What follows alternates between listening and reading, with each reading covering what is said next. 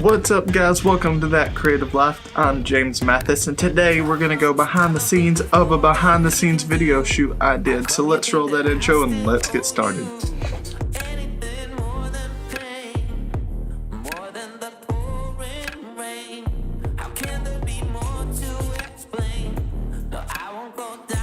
So I'm going to be cutting back and forth between this and then some footage from the photo shoot just to kind of give you an idea of what I was doing while I was there. And so I'm going to talk about it. I'm going to talk about my thought process about shooting something like this and what I did to prepare and things like that. And so let's first start with the gear that I had. I had my 24 prime lens, it's a 2.8. I had my 50 1.8. I had my 85 1.8. I had my 17 to 40 L lens. I had my 60 Mark II camera. I had my backup G7. I had 2 Rode Video Micros just in case. I had my gimbal. I had a tripod. I had a monopod. I had a gorilla pod. I had everything that I thought that I was going to need. I even had a flash just in case. And so I show up to this shoot and I have really, to be honest, no clue what to expect. And so we start out in a hair salon while she's getting ready, and it's a very tight space. And so I'm working on trying to get the shots that are the hair getting fixed because it was a 50s shoot, and so the hair is going to be one of the big parts of that. And so I'm working on moving around her, trying to get the shot, trying to get some background shots of the actual hair salon because it did have that old school vibe to it. And then we went to Lee University, which is in Cleveland, and so we did several shots with college in the background to kind of give it that school vibe to it. And so I'm trying to capture as many angles and many views of the model and the photographer as I can to try to tell the story, because it's supposed to be a what is a photo shoot like behind the scenes video. And so I'm having to go through trying to think what's going to help tell this story on the spot in locations that I haven't really planned for.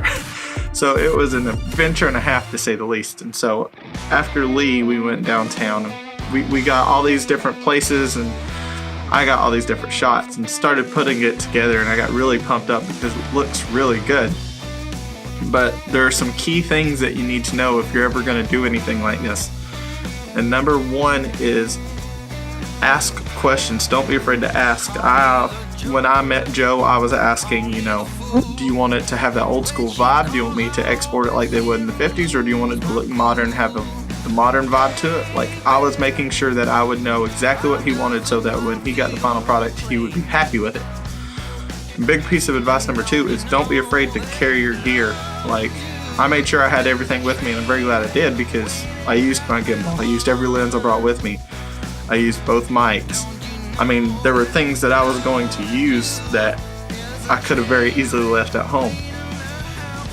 And number 3 is make sure you have a decent camera strap, because if you're walking a lot, you don't want to have to keep reaching into your bag to get your camera every time. It's nice to have a good solid strap that's comfortable that you can wear. And the one I have is a Peak Design, and it's actually a sling strap or a neck strap, which is great because 9 times out of 10 it's going to be down on my hip. But make sure you're prepared. Make sure you have a plan ahead of time. Like, I had some shots planned out before I even left the house because I knew what I would want it to look like. And so if you're ever going to do a shoot like this, don't be afraid to ask questions, to plan ahead, to make sure you have that camera strap. Make sure you have all the gear you'll need, or that you think you'll need. And last but not least, something else very important to take with you are filters. Because if you're doing outside video, that ND filter will save your butt getting that shallow depth of field when it's super bright outside. And so, as you can see, the shoot looked pretty good. We'll roll out with more footage from that at the end, but I just wanted to share this quickly with you guys. Joe was an excellent photographer. If you get a chance to check out his page, it'll be linked down below. If you want to check out the model, Miss Emily was wonderful to work with. Her page will also be linked down below. I would like to thank both of them for allowing me to use some of the footage for my YouTube video talking about behind the scenes of the behind the scenes. Yeah, that's pretty much it. I love you guys. If you like the video, drop a like down below. Leave a comment, let me know what you think. And if you're not subscribed to the channel, it would mean a lot to me. I love you guys. I'll see you next time. And don't forget to live that creative life. Bye.